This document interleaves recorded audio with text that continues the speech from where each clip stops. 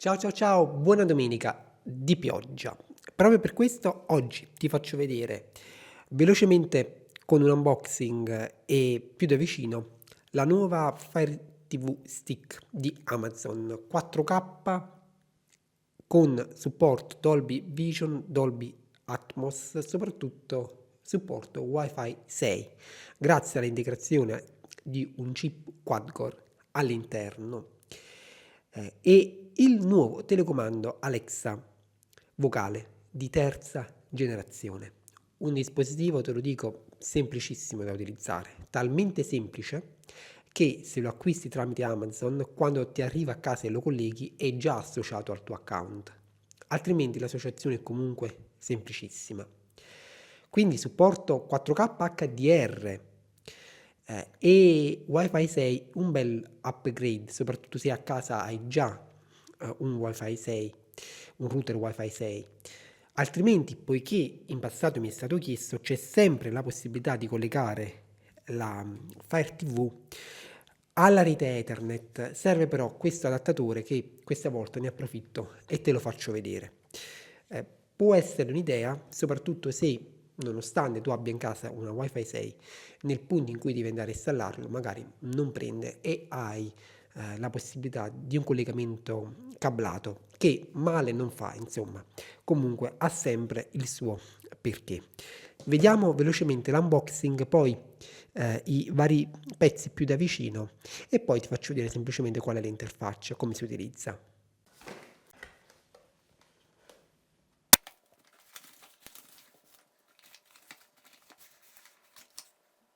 Il Fire Stick in confezione 4K Max, il telecomando con attivazione Alexa, cavo micro USB e adattatore HDMI. La Fire TV Stick 4K Max, 11 cm, 1 cm, 2 cm e mezzo. Fondamentalmente è plastica, fuori. Qui c'è una micro USB con la scritta Power per alimentare o agganciare gli accessori. Un accessorio qui ce l'abbiamo che è l'adattatore Ethernet, te lo faccio vedere. Se per caso, per come è conformata qui, non dovesse entrare nella tua TV o magari non prende bene la wireless, puoi andare a utilizzare questa che è una prolunga da HDMI standard maschio a femmina, in modo tale che magari la tiri un pochettino fuori per migliorare la ricezione della wifi. Se vuoi andare a collegare l'adattatore Ethernet, che è questo qui, e te lo faccio vedere più da vicino, eccolo, anche qui abbiamo porta micro USB, poi Ethernet e micro USB. Questo qui è per l'alimentazione, naturalmente, perché se vai ad occupare la porta micro USB, poi comunque devi andare ad alimentare il sistema, così, no? L'adattatore Ethernet è compatibile con questa Fire TV Stick 4K Max, con la Fire TV, con la Fire TV Cube, ma non con la Fire TV Stick di prima generazione, quindi questo è da tenere presente. Il cavo micro USB che ti danno in confezione ha una lunghezza di 150 cm. L'alimentatore a marchio Amazon Made in China 5,25 watt, quindi semplicissimo. Poi le due batterie AAA che andiamo a inserire nel telecomando con attivazione vocale Alexa qui dietro, che ha una lunghezza di 13 cm, larghezza di 4 e uno spessore di circa 2 cm. E adesso che abbiamo visto un po' tutto, forse mancavano solo questi due manualetti, naturalmente anche in italiano, andiamo a collegarla alla TV e ti faccio vedere un po' come va, soprattutto se lo streaming in 4K HDR è fluido, che è la cosa che più ci interessa. La prima cosa da fare, dopo aver collegato alla TV, questo qui è un monitor Ultra HD 4K, è di associare il telecomando. Per farlo devi avvicinarla alla Fire TV Stick e tenere premuto per 10 secondi questo qui, il tastino Home. Ti faccio vedere il telecomando fra un secondo da vicino perché è interessante, c'è anche i 4 tasti di accesso rapido sotto. Scegliamo la lingua È inutile dire che supporta anche reti a 5 GHz naturalmente e si va ad aggiornare da solo. Nel frattempo che si aggiorna in background vediamo come è fatto il telecomando, quindi accensione, microfono, tasto Alexa, questa è navigazione, il tastino centrale è cliccabile, home, indietro, menu, avanti, indietro, play, pausa, disattiva audio, volume, guida e poi ci sono i 4 tasti delle app che abbiamo, quindi Prime Video, Netflix, Disney Plus e Amazon Music. Leggerissimo e comodo da impugnare, penso dimensioni assolutamente giuste. Nel mio caso l'accesso non è stato automatico, poiché ho attivato l'autenticazione a 2 fattori, mi chiede il codice di verifica. Puoi subito scegliere se attivare il parental control e poi la marca della TV. Adesso puoi scegliere le app, quindi Replay sì, Netflix non mi interessa, YouTube sì, Apple TV sì e arte, Daily Workouts, Plex, TED sì e siamo a posto. Così me le aggiunge tutte alla schermata home. Trovami un film in 4K.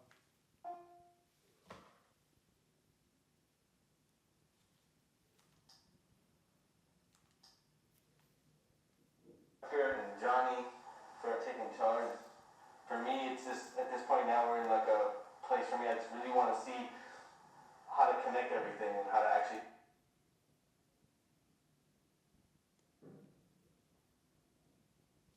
It never rains in LA. Is why you pay premium rents. I know. Oh, direi anche in 4K è sufficientemente fluido. Comunque trovo che la navigazione sia veloce, è davvero molto rapido anche all'accensione. Ti voglio far vedere forse un paio di impostazioni che possono interessarti, a parte il fatto che qui ti dà le notifiche circa l'aggiornamento delle app, per esempio, sulla rete. La configurazione Ethernet è assolutamente automatica, quindi ti basta collegare il cavo Ethernet mediante l'adattatore. Io ho disattivato il wifi perché ce l'ho collegato con l'adattatore e fa tutto lui. Le opzioni per il controllo dei dispositivi ti consente, mediante il telecomando, per esempio, di controllare anche la TV. Quindi quando spegni, scegli la TV, se riesci a trovare una TV compatibile, il tasto di spegnimento è il tasto di spegnimento della TV e anche quello dei volumi. Devi trovare però la compatibilità.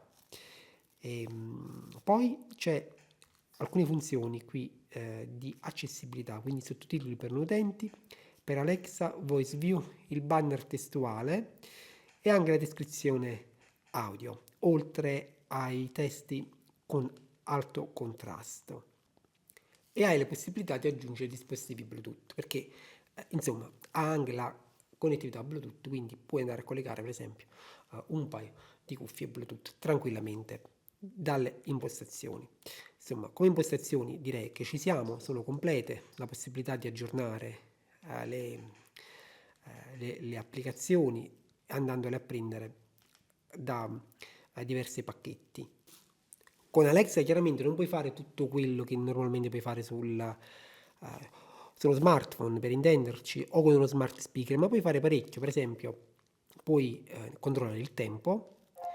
Che tempo fa a Napoli? In questo momento a Napoli Campania ci sono rovesci Ok? con una temperatura di Mostrami i promemoria.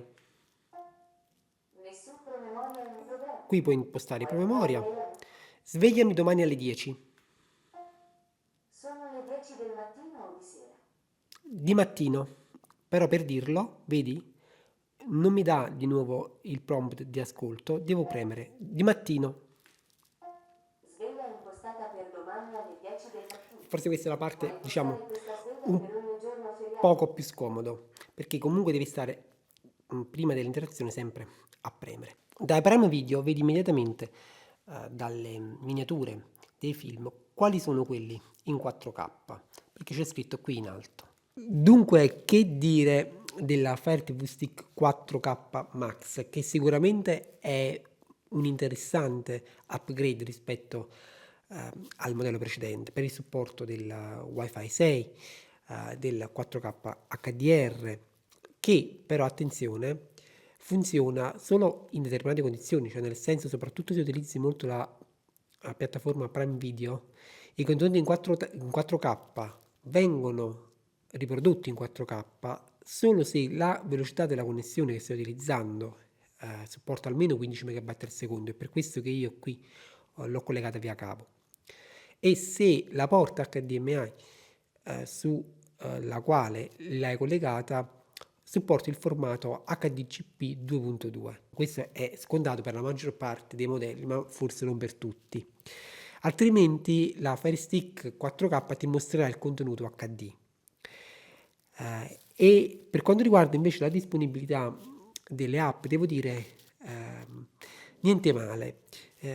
Stanno aumentando sempre di più le app disponibili sulle Fire TV.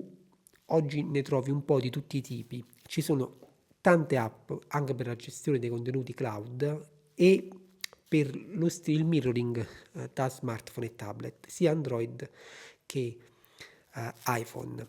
Insomma, è un centro per la gestione dell'intrattenimento interessante, poi tra l'altro abbastanza economico.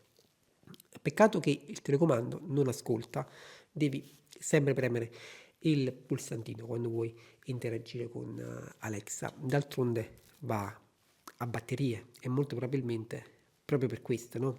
Hanno fatto che insomma risparmia un pochettino invece di stare lì sempre in ascolto. Mi sembra ovvio. Interessante pure il fatto che può interagire direttamente con le TV, anche se io qui a casa ho provato con una Sony e una Samsung, ma in entrambi i casi non sono riuscita a beccare la compatibilità. Magari devo vedere ancora un poco meglio.